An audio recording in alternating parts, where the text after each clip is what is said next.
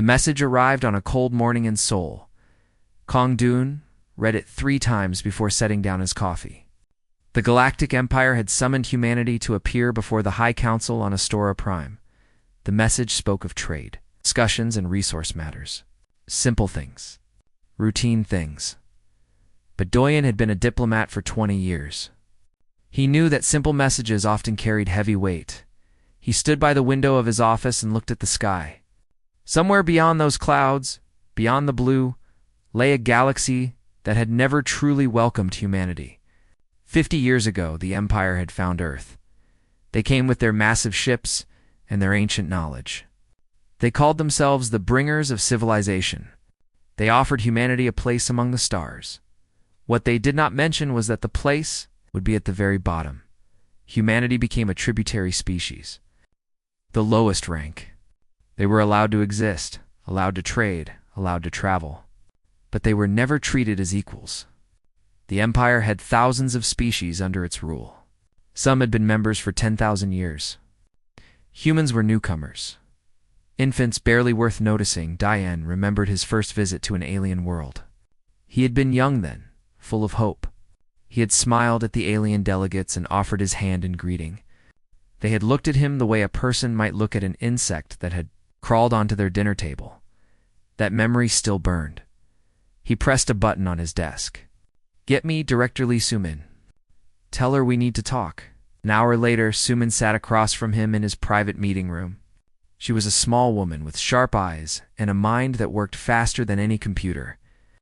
She ran Earth's intelligence division, though officially her title was cultural liaison. The Empire did not allow humans to have intelligence agencies, so humans simply called them something else. "You've read the summons?" Doyen said. "I have." Sumin placed her tablet on the table. "And I do not like it. Trade discussions do not require a summons to Astora Prime. They could send a message. They could meet us halfway." "Exactly." Sumin pulled up a map on her tablet. It showed the space around Astora Prime. "I had our people do some quiet looking. There are 200 Imperial warships in orbit around the capital. That is 4 times the normal number." Doyen felt something cold settle in his stomach. "Defense exercise?" "No exercises have been announced. No threats have been reported." Sumin met his eyes. "They are gathering forces, Doyen, and they have called us to their capital. I do not think they want to talk about trade." For a long moment, neither of them spoke. Outside, the sun was rising higher. It was going to be a beautiful day on Earth. Doyen wondered how many more beautiful days his people would see. "What do you recommend?" he asked. Sumin leaned forward. "I recommend we prepare for the worst. And I recommend we do it quietly." 3 days later, Doyen boarded the diplomatic vessel that would carry him to Astora Prime. His delegation was small. Just himself, Sumin, and 4 assistants. The Empire had specified a small group. Another sign that worried him. The journey took 2 weeks through hyperspace. Doyen spent most of that time reading. He read reports about human colonies. He read about the restrictions the Empire had placed on human expansion. He read about the technologies humanity had been denied. Medical advances that could save millions of lives, kept locked away because humans were not deemed worthy. He also read the secret reports, the ones that officially did not exist. For 50 years, humanity had smiled and bowed and accepted its place. But humanity had also been busy. In hidden shipyards carved into asteroids, engineers built warships that the Empire knew nothing about. In secret laboratories, scientists developed weapons that matched or exceeded Imperial technology. In quiet rooms, strategists mapped every weakness in the Empire's vast structure. The Empire thought humans were primitive. They thought humans were harmless. They had never bothered to look too closely. That was their mistake. When the ship dropped out of hyperspace near Astora Prime, Doyen stood at the observation window. The planet was beautiful, green and blue and wrapped in white clouds, the capital of 1,000 worlds. The heart of an empire that had ruled for 10,000 years, and in orbit, just as Sumin had warned. Warships filled the sky like a swarm of metal insects. "They are scanning us," one of the assistants reported. "Let them scan," Doyen said. "We have nothing to hide on this ship. They landed at the Grand Port and were escorted by Imperial soldiers to their quarters. The soldiers were tall creatures with 4 arms and faces that showed no emotion. They did not speak to the humans. They did not even look at them directly. The next morning, Doyen and his delegation walked into the Grand Assembly Hall. It was the largest room Doyen had ever seen. The ceiling rose so high, it disappeared into darkness. Thousands of seats filled the space, arranged in circles that grew larger as they went outward. At the center sat the High Council. Around them sat the greater species, the founders, the ancient ones, the important ones.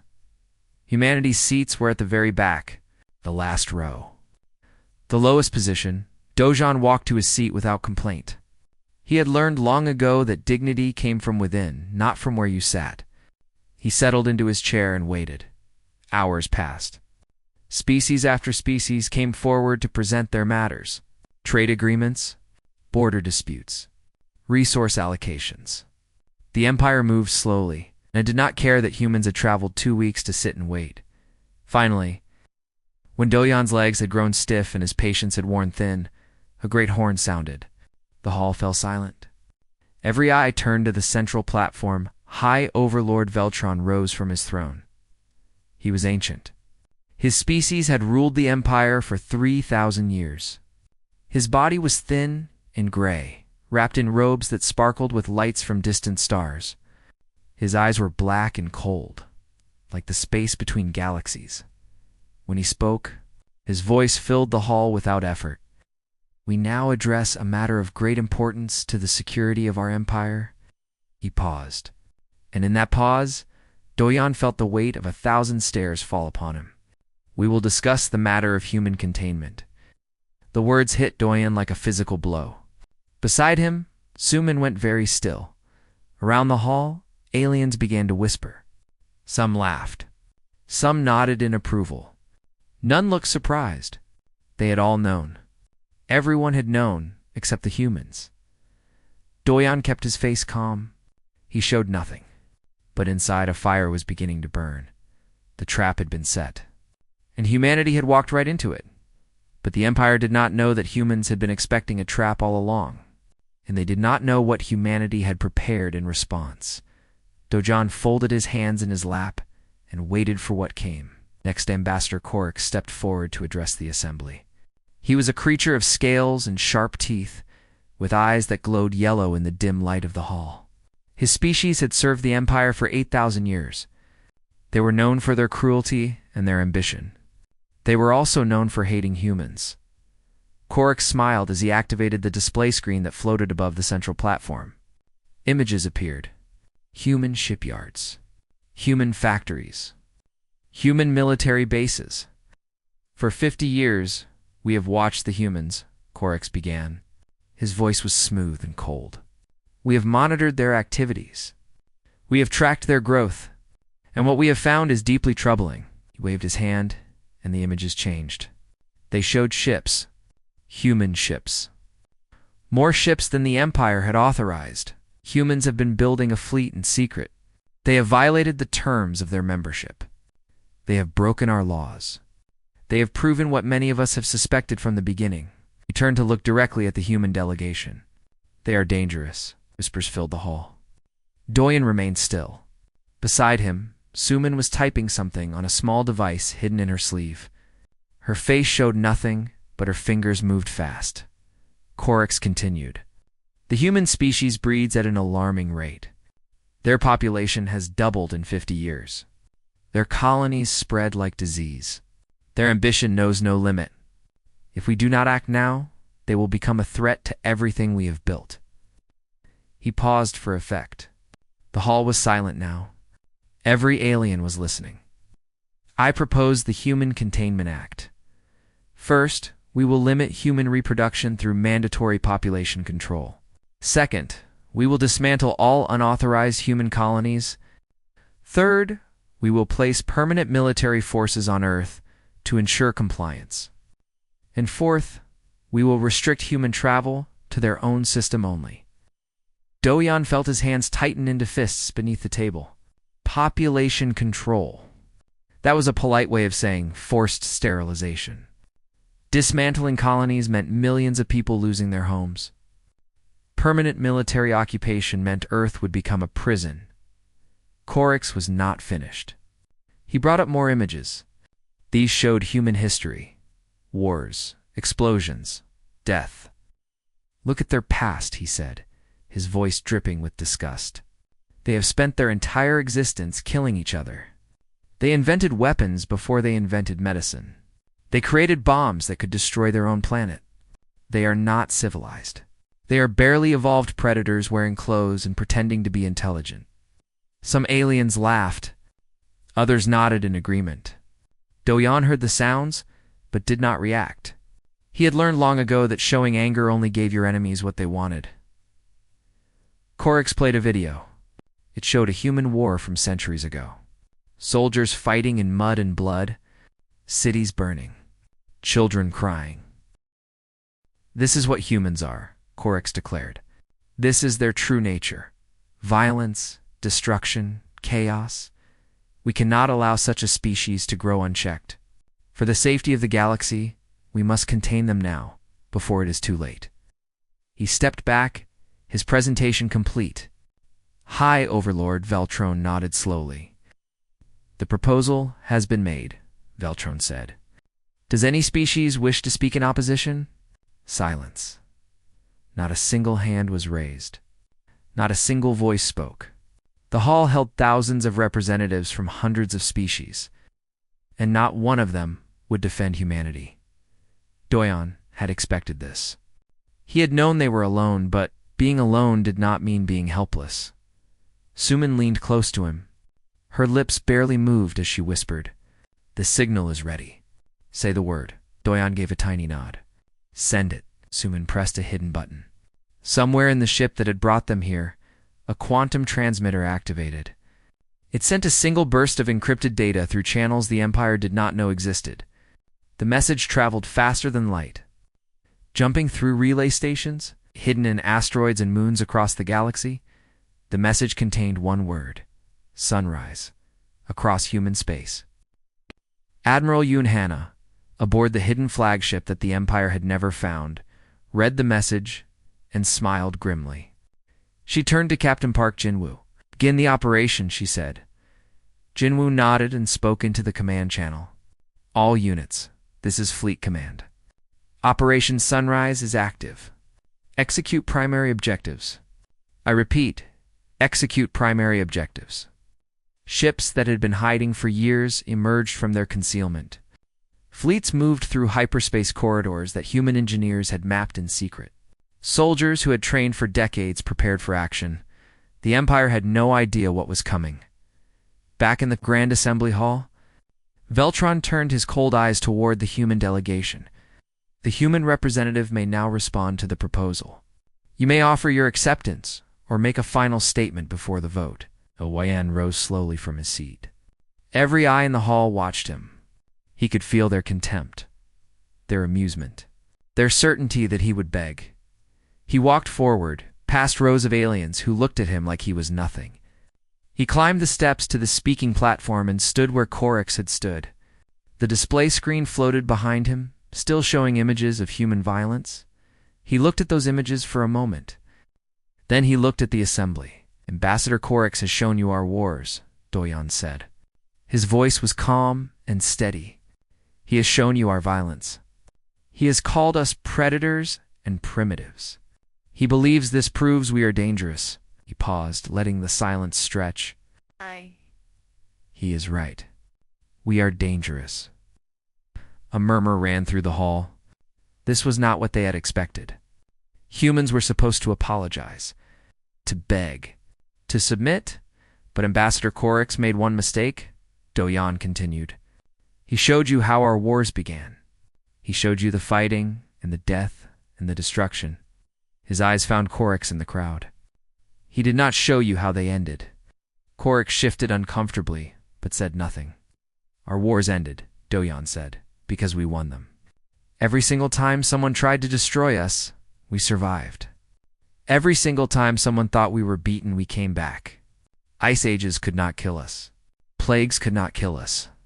We could not even kill ourselves, no matter how hard we tried. He turned to face High Overlord Veltron directly. I studied our history of conflict. But you learned the wrong lesson. You think our wars make us weak? You think our violence makes us primitive? He shook his head slowly. You are wrong. Our wars were practice. Our conflicts were training. Every battle we fought taught us something new about survival. The hall was completely silent now. Even the whispers had stopped. Doyen smiled. It was not a friendly smile. You want to contain us? You want to control us? You want to put us in a cage and watch us slowly die? He straightened his shoulders. But you forgot one important thing about predators. Ambassador Corix. We do not live in cages. We break out of them. He turned and walked back toward his seat. Behind him, Corix sputtered in outrage. Veltron's cold eyes followed him with something that might have been curiosity. Suman met his gaze as he sat down. She gave him the smallest nod. The signal had been sent. The pieces were moving. And soon, the galaxy would learn what humanity could really do. The vote began 1 hour after Doyen returned to his seat. High Overlord Veltron called each species forward, one by one, to declare their position on the Human Containment Act. The first species voted in favor. So did the second. And the third. And every species after them. Some voted with enthusiasm, eager to see humanity crushed. Others voted quietly, unwilling to stand against the Empire even if they disagreed. A few looked uncomfortable, but they still raised their hands in support. Fear was a powerful motivator. Doyen watched the votes pile up. 100 species in favor, 200, 300. The numbers climbed higher and higher, and not a single voice spoke against. Beside him, Suman checked her hidden device. She leaned close. 6 hours since the signal. Primary objectives should be complete. Doyen nodded slightly. He watched the voting continue, his face showing nothing but patience. When the count reached 500 votes in favor and 0 against, Overlord Veltron raised his hand. The hall fell silent. The vote is clear, Veltron announced. The Galactic Empire has spoken with one voice. The Human Containment Act will be implemented immediately. He turned his black eyes toward the human delegation. Human representative. Do you accept the decision of this assembly? This was the moment. Doyen had imagined it 1,000 times. He had prepared for years. Everything humanity had built. Everything they had planned. Came down to what happened next. He rose from his seat for the second time. But this time he did not walk forward. He stood where he was, at the back of the hall, among the lowest species. He wanted them to have to look back at him. He wanted them to have to turn their heads. The United Earth government has reviewed your proposal, Doyen said. His voice carried clearly through the silent hall. We have considered your demands. We have examined your evidence. Paused. The assembly waited. We reject them. A ripple of shock moved through the hall. Rejection was not possible. No species had ever rejected an imperial decree. It simply was not done. Corix laughed out loud. Reject. You cannot reject. You have no choice. The vote has been made. You are correct that a vote has been made, Doyen agreed. But you are wrong that we have no choice. We always have a choice. And we have chosen? High Overlord. Veltron leaned forward on his throne. For the first time, there was something other than cold indifference in his eyes. There was interest. And what exactly have you chosen, human? Doyen took a breath. When he spoke again, his voice rang through the hall like a bell. 6 hours ago, the United Earth government formally declared war upon the Galactic Empire. For a moment, there was absolute silence. Then the hall exploded into chaos. Aliens shouted and screamed. Some laughed hysterically. Others looked around in confusion, as if they could not believe what they had heard. One species declaring war on an empire of 1,000 worlds? It was madness. It was suicide. It was the funniest joke anyone had ever heard. Corix was laughing so hard that tears ran from his yellow eyes. War? You declare war? With what army? With what fleet? You are insects. You are nothing. Doyan waited for the noise to die down. When it did not, he simply spoke over it. 6 hours ago, we declared war. 4 hours ago, our forces disabled your early warning network in the outer sectors. The laughter began to fade. 3 hours ago, we captured your fuel depot at Station Chiron. Your primary refueling point for the Western Fleet is now under human control. The hall grew quieter. 2 hours ago, we intercepted and destroyed your fleet reinforcements at the Voral Corridor. 47 warships. No survivors. Now there was silence. Real silence. The kind of silence that comes when people realize something terrible is happening. 1 hour ago, our forces took position at 17 strategic points throughout Imperial space. Doyan looked around the hall at the hundreds of shocked faces staring at him. Your communication relays. Your food distribution centers. Your fuel refineries. Your shipyards. All of them are now within range of human weapons. High Overlord Veltron stood from his throne. His ancient face twisted with rage. You lie. Our defenses would have detected any attack. Our sensors would have warned us. Your sensors, Doyan said quietly, were designed to detect the kinds of ships you knew about. They were not designed to detect ships you did not believe could exist. Alarms began to sound throughout the hall. Red lights flashed. Imperial soldiers rushed in through the doors, their weapons drawn. They looked around wildly, searching for threats that were not there. An officer ran to Veltron and whispered urgently in his ear. The High Overlord's face went pale. It is true, Veltron said slowly. Human ships have been detected throughout Imperial space. Hundreds of them. They appeared from nowhere. The hall erupted again, but this time there was no laughter. Only fear. Doyan continued speaking, his calm voice cutting through the panic. You made an error, High Overlord. You studied our history of war. You saw our conflicts and our violence. You thought this made us dangerous? You were right. But you also thought it made us reckless. You thought we would rage and scream and attack without thinking. He shook his head. That is not how humans fight. We do not declare war and then prepare. We prepare first. We prepare for years. For decades. We map your weaknesses. We study your defenses. We build our forces in secret. We position our ships carefully, quietly, patiently. He looked directly at Korix, who had stopped laughing entirely. And then, only when everything is ready, only when victory is certain, only then do we declare war. By the time you hear the declaration, the war is already half won. Suman stood beside him now. She held her tablet openly, no longer hiding it. On the screen, reports were coming in from across the galaxy. Human ships holding position.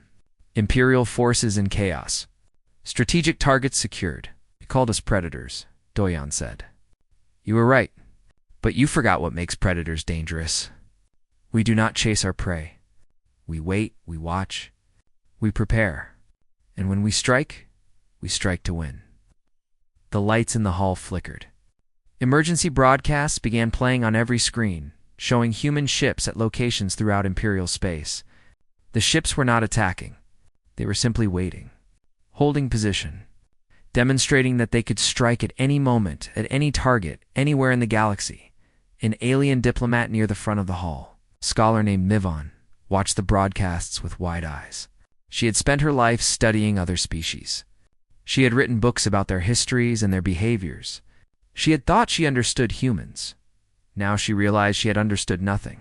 They were never weak, she whispered to herself. They were never unprepared. They were waiting.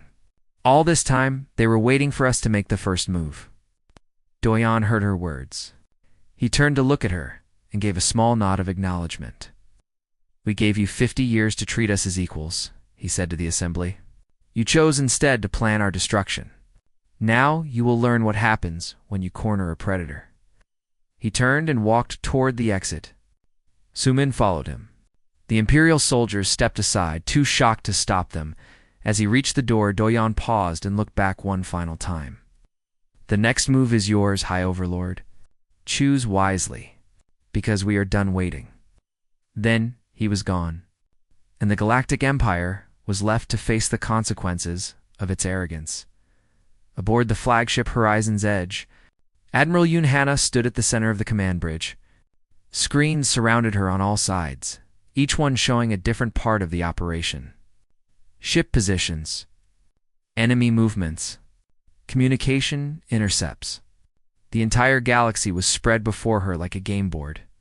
She had waited 20 years for this moment. 20 years of building ships in secret. 20 years of training soldiers in hidden bases. 20 years of planning every move, every position, every possibility. Now that moment had arrived and she felt nothing but calm. Captain Park Jinwoo approached with a tablet in his hands. "All primary objectives secured, Admiral. 17 strategic points under our control. 0 civilian casualties." Hannah nodded. "And the Imperial response?" "Chaos, mostly. Their command structure is not designed for this kind of situation. They are trying to organize a counterattack, but they cannot agree on where to strike first." "Good. Keep our ships in position. Do not fire unless fired upon." Jinwoo looked at her curiously. "Admiral, we could press the advantage. We could take out their major fleet bases right now. End this quickly." Hannah shook her head. "We are not here to destroy the Empire, Captain. We are here to make a point. If we wanted to kill, we could have killed. We chose not to. That choice is our message." She turned back to the screens. On one of them, she could see the Imperial capital world. Warships swarmed around it like frightened insects, trying to form defensive positions. They had no idea that Hannah had no intention of attacking the planet. "Send a message to all ships," she ordered. "Remind them of the rules of engagement. No attacks on civilian targets. No attacks on medical vessels. No attacks on unarmed ships. We fight with honor, or we do not fight at all." Jinwoo transmitted the order. Across human space, commanders acknowledged. The discipline held. Meanwhile, in the Imperial Command Center on Astora Prime, General Thren was screaming at his officers. He was a massive creature, built for war, with thick armor plates covering his body and weapons built into his arms. He had conquered dozens of worlds for the Empire. He had never lost a battle. Now he was losing a war without even being able to fight. Where did they come from? He roared. How did they get ships past our sensors? How did they know where to position themselves? No one had answers. The human fleet had appeared like ghosts, materializing at exactly the right locations to cripple the Empire without firing a shot. Fuel depots, communication relays, food distribution centers. Every critical point was now under threat. If Thren ordered an attack on the human ships, they would destroy the infrastructure they were guarding. The Empire would suffer more from the counterattack than from the occupation. "It is a trap," one of his officers said. "They want us to attack. They want us to destroy our own systems. I know it is a trap." Thren slammed his fist against the wall, leaving a dent in the metal. But what choice do we have? The answer was simple. They had no choice. The humans had planned this perfectly. Every option led to defeat. High Overlord Veltron entered the command center. His ancient face was gray with exhaustion and anger. Behind him came Ambassador Korix, who no longer looked amused. "Report," Veltron demanded. Thren bowed his head. "The situation is worse than we thought. The humans did not just appear at random points. They targeted every weakness in our supply lines. If they hold their positions for more than 30 days, half the outer colonies will begin to starve. The inner worlds will lose power within 60 days, then take back the positions. We cannot, High Overlord. They have positioned themselves perfectly. Any attack we make will destroy the facilities they are protecting. We would be hurting ourselves more than them." Veltron stood in silence for a long moment. Then he turned to Korix. "Said they were primitive? You said they were weak? You said they were nothing but violent animals?" Korix opened his mouth to speak, but no words came out. "They outsmarted us," Veltron said quietly. "They outplanned us. They waited for 50 years, letting us think they were harmless, while they prepared for exactly this moment. and we never suspected a thing. In her research chamber, Scholar Mivan was working frantically. She had pulled every record of human behavior from the Imperial archives. Every report, every analysis, every study. She was searching for the answer to a simple question. How had everyone been so wrong? The answer, she realized, was in the data itself. Every Imperial study of humanity had focused on their weaknesses, their short lifespans, their fragile bodies, their history of internal conflict. Analysts had seen what they expected to see. They had looked at humans and seen a lesser species. No one had thought to ask a different question. No one had wondered, what if the conflicts made them stronger? What if the short lifespans made them more urgent? What if the fragile bodies had taught them to think instead of fight? Mivan found a human text in the archives. It was ancient, written thousands of years before humans had reached the stars. The text described something called the art of war. She read a line that made her blood run cold. Appear weak when you are strong, and strong when you are weak. The humans had followed this rule perfectly. For 50 years, they had appeared weak. They had bowed and smiled and accepted insults. They had let the Empire believe they were harmless, and then, when the Empire finally moved against them, the humans revealed their true strength. It was brilliant. It was terrifying. And it was too late to do anything about it. On Earth, Cho Tai-Wu addressed the United Council. The broadcast was sent to every human colony, every ship, every outpost. Billions of people watched their representatives speak. For 50 years, we waited, Tai-Wu said. We waited because we were not ready. We waited because we needed time to build, to plan, to prepare. Some of you wondered if we would wait forever. Some of you feared that our leaders had accepted our place at the bottom of the galaxy. He paused, letting the silence stretch. Today, we give you our answer. We have never accepted our place. We have never forgotten the insults, the restrictions, the contempt. We remembered everything. And we prepared. Images appeared on the screen behind him. Human ships at their positions throughout Imperial space. Human soldiers standing ready. Human engineers maintaining the equipment that could cripple an empire. He called us violent. They were right. They called us dangerous. They were right about that too. But they thought our violence made us primitive. They thought our danger made us reckless. They were wrong. Tai-Wu looked directly into the camera. Our ancestors fought each other for thousands of years. They learned hard lessons about war. They learned that victory goes not to the strongest, but to the smartest. They learned that patience is a weapon. They learned that the best battle is the one your enemy cannot fight. He straightened his shoulders. Today we show the galaxy what humanity has learned. We do not ask for acceptance. We do not beg for respect. We take our place among the stars, and we dare anyone to try and stop us. Across the galaxy, humans heard his words. They stood a little taller.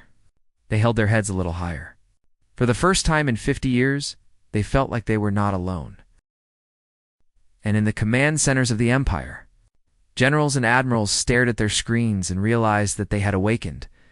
Something they did not understand. Something that would not go back to sleep. 30 days passed. The human fleet held its position without wavering. They did not attack. They did not retreat. They simply waited, like wolves surrounding a wounded animal. During those 30 days, something strange happened. Human ships began delivering supplies to Imperial worlds that were running low on food and medicine. They did not ask for payment. They did not demand surrender. They simply gave what was needed and returned to their positions. The Empire did not know how to respond. Their enemy was feeding their people while holding weapons to their throat. It made no sense. It was not how wars were supposed to work. On the 31st day, High Overlord Veltron sent a message. He requested negotiations. Kong Doyon received the message aboard the Horizon's Edge. He read it carefully, then showed it to Admiral Hannah. Doyon said. Doyon said. Hannah nodded slowly. The question is whether he wants to negotiate or delay. 30 days is not long enough for them to rebuild their defenses, but it might be long enough for them to plan something. It might. Doyen agreed. But we did not start this war to destroy them. If there is a chance for peace, we have to take it. And if it is a trap, Doyen smiled slightly. Then we will deal with it. We have dealt with traps before. The negotiations took place on a neutral station at the edge of Imperial space. Both sides brought warships, but the weapons stayed cold. Doyen led the human delegation. Veltron led the Imperial one. They sat across from each other in a room that felt far too small for the weight of what they were discussing. You have made your point, Veltron said. His voice was tired. The past month had aged him. What do you want? Doyen laid out humanity's terms. Full equality for humans in the Galactic Empire. Representation on the High Council. An end to all restrictions on human expansion and technology. Removal of all military forces from human space. Formal recognition that humanity would never again be treated as a lesser species. Veltron listened without interrupting. When Doyen finished, the High Overlord sat in silence for a long moment. These terms would require us to admit we were wrong, Veltron said finally. It would require us to treat humans as equals. After 10,000 years of the current order, you ask us to change everything. Yes, Doyen said simply. We do, and if we refuse, then we continue holding our positions. Your outer colonies will begin to starve in another 30 days. Your inner worlds will lose power in 60. Your economy will collapse in 90. Doyen's voice remained calm. We do not want this, High Overlord. We take no pleasure in causing suffering, but we will not back down. We cannot back down. If we retreat now, you will simply try again when we are weaker. Veltron's eyes narrowed. You could destroy us. You have the power. Why negotiate at all? It was the question Doyen had been waiting for. He leaned forward slightly. Because we do not want to rule you. We do not want to become what you are. We want to live in peace, as equals, building something better than what exists today. Destroying the Empire would make us conquerors. It would prove that you were right about us all along, that we are nothing but violent predators. He paused, choosing his next words carefully. We are predators, High Overlord. You were right about that. But predators can choose. We can choose to kill, or we can choose to protect. We can choose to destroy, or we can choose to build. For 50 years you gave us no choice. Now, we give you one. Work with us, or fall. But know this, we would rather work together. Veltron stared at him for a long time. Then, slowly, he nodded. You are not what we expected, he said quietly. I do not know if that makes you better or worse. Perhaps it makes us both, Doyen replied. The negotiations continued for 3 more days. There was arguing. There was tension. There were moments when it seemed like everything would fall apart. But in the end, an agreement was reached. Humanity would have their equality. The Empire would keep its structure, but the structure would change. The old order would end, and something new would begin. Scholar Meven requested a meeting with Doyen before he left the station. He agreed. She met him in a small observation room overlooking the stars. She looked different than she had in the assembly hall. Less certain. More curious. I have spent my life studying species, she said. I thought I understood how civilizations work. The strong rule. The weak obey. It has always been this way. It has, Doyen agreed. But you changed something. You showed strength without using it. You held power without wielding it. You could have crushed us, and you chose mercy instead. She shook her head slowly. I do not understand why. Doyen turned to look at the stars. Somewhere out there, human ships were standing down, returning to bases that no longer needed to be hidden. Soldiers were going home to families. A war that could have destroyed billions of lives was ending without that destruction. Humans have fought many wars, he said. We have won some and lost others. We have been conquerors and conquered. We have done terrible things and had terrible things done to us. And through all of it, we learned one truth that your empire never learned. What truth? That the greatest victories are the ones where nobody has to die. That true strength is not the ability to destroy, but the ability to choose not to. That peace built on fear will always fail, but peace built on respect can last forever. Mivon considered this.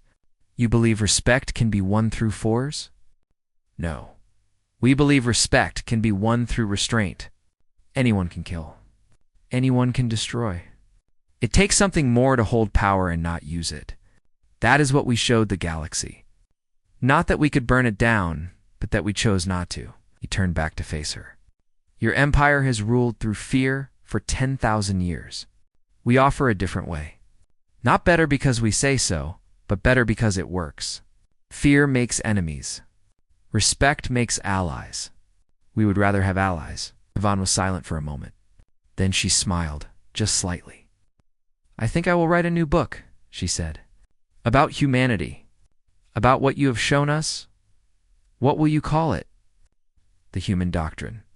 It will be a record of how one species chose mercy when they could have chosen destruction. I think the galaxy needs to read such a story. Doya nodded. I think you were right. He returned to Earth a hero, but he did not feel like one. He had done what needed to be done, nothing more. The real work was just beginning, building trust after a show of force, proving that humanity meant what they said. Creating a peace that would last, Admiral Hannah stood beside him as they watched Earth grow larger through the shuttle window. What happens now? She asked. We keep our promises, Doyen said. We spent 50 years preparing for war. Now we spend the next 50 preparing for peace. Real peace. Not the kind that comes from submission, but the kind that comes from understanding. Do you think they will accept us? Really accept us? Doyan smiled. Some will. Some will not. But they will never again make the mistake of underestimating us. And that is a start. The shuttle landed on Earth as the sun was setting. Crowds had gathered to welcome them home. People cheered and waved and cried. They had been afraid for so long, and now the fear was lifting. Duhian stepped out onto his home world and breathed deeply. The air smelled like hope. Across the galaxy, other species were watching.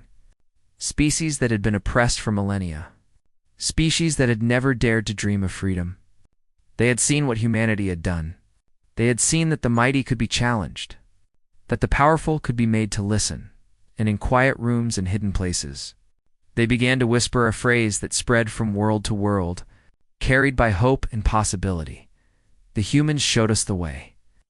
It was not an ending. It was a beginning. And for the first time in 10,000 years, the galaxy was ready to change.